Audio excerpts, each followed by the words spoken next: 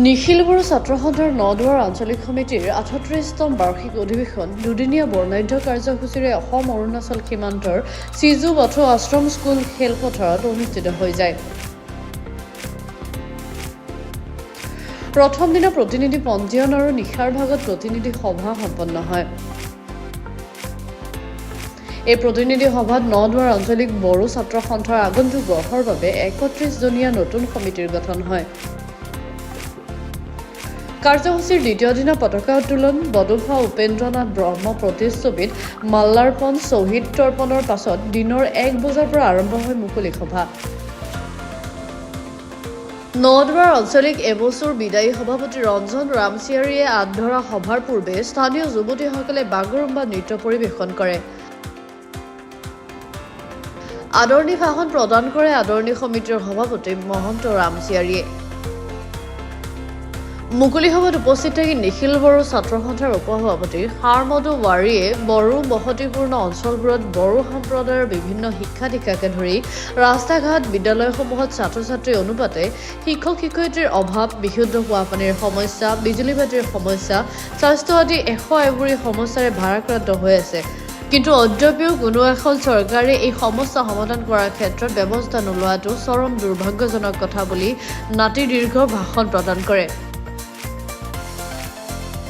সভাত এবছৰ কেইবাগৰাকীও ছাত্ৰ নেতাই অংশগ্ৰহণ কৰি বড়ো জাতিৰ সৰ্বাংগীন উন্নয়নৰ বাবে অনাগত দিনত বিভিন্ন ধৰণৰ কাৰ্যপন্থা হাতত লোৱাৰ কথা উল্লেখ কৰি নিজৰ নিজৰ ভাষণত ব্যক্ত কৰে।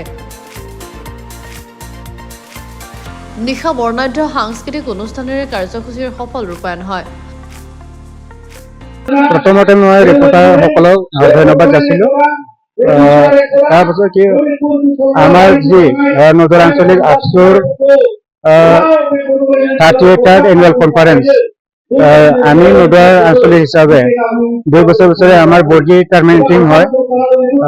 এইটো আমি আজি ৰাতি ডেলিগেটৰ লগতে আমি টাৰ্মিনেটিংটো কৰা হৈ গ'ল। আমি যি 38th এনুৱেল কনফাৰেন্স পাতিছে, এইটো হ'ল আমাৰ অঞ্চলৰ আনডেভেলপ জেগা হয়। এইটো আমি অলপ আগবাঢ়ি নিবলৈ বা ডেভেলপলৈ নিবৰ কাৰণে আমি কেইটামান প্ৰগ্ৰাম কৰা হৈছে। ইয়াৰ হৈছে আপোনাৰ অপেন ছিজন এটা থাকিলে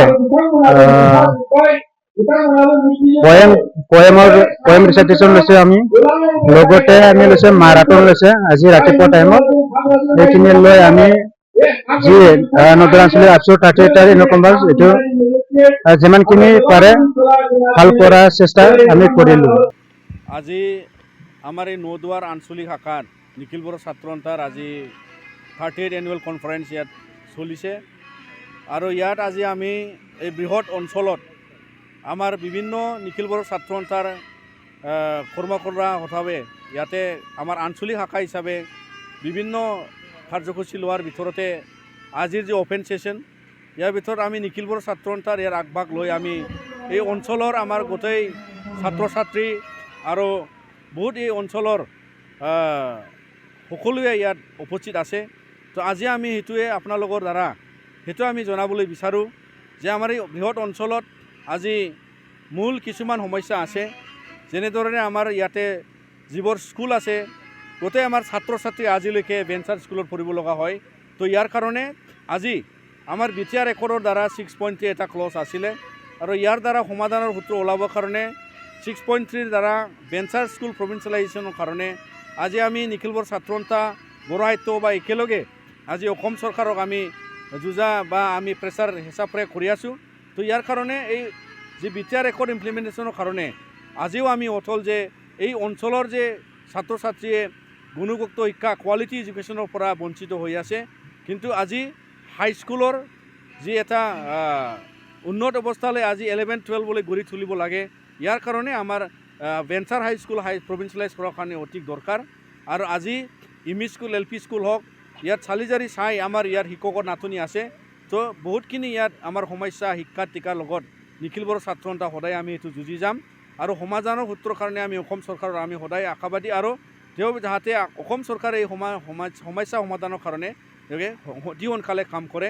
আৰু আজি ইয়াতে যিটো এই অঞ্চলটো ফৰেষ্ট অঞ্চলত পৰে আৰু ইয়াৰ দ্বাৰা যি ফৰেষ্ট ৰাইটছ এক্টৰ আণ্ডাৰত বহুতখিনি এৰিয়াত আজি ফৰেষ্ট ৰাইটছৰ এণ্টাইটেলমেণ্ট পোৱা হ'ল তথাপিও বহুত গাঁও আছে ঘৰ আছে যোনে মানে এণ্টাইটেলমেণ্ট পোৱা নাই তো আজি এই বিশ্বনাথ ডিষ্ট্ৰিক্টৰ আণ্ডাৰত আৰু নদুৱাৰৰ অঞ্চলত বহুতখিনি FRCৰ আণ্ডাৰত কিছুমান আজি বাদ পৰি গৈছে তেওঁ এই সমস্যাটো সমাধান কৰিবৰ কাৰণে আজি আমি যাহাতে ডিষ্ট্ৰিক্ট লেভেলত DLC লেভেলত আৰু বহুতখিনি যি সমস্যা এইটো সমাধান কৰি দিবৰ কাৰণে আমি অনুৰোধ কৰিছোঁ আৰু আজি এই অঞ্চলত আমাৰ যিখিনি অহা যোৱাৰ কাৰণে ৰাস্তা পথ আৰু আমাৰ এই অঞ্চলৰ কিছুমান ঠাইত ইলেক্ট্ৰিচিটি নাই আজিও আমাৰ এই প্ৰগ্ৰামৰ ঠাইত আমাৰ কাৰেণ্ট নাই আৰু ইয়াতে জেনেৰেটৰৰ দ্বাৰা আমাৰ প্ৰগ্ৰামটো চলি আছে তো আমি এইটোৱে দুখিত যে আমাৰ এই অঞ্চলত মানে যাহাতে বৃহৎ যি অঞ্চল ইয়াত যিহেতু বসবাস কৰি আছে আৰু চৰকাৰৰ বিভিন্ন ইয়াতে সা সুবিধা ইয়াতে মানে আজিলৈকে অনুদান পোৱা নাই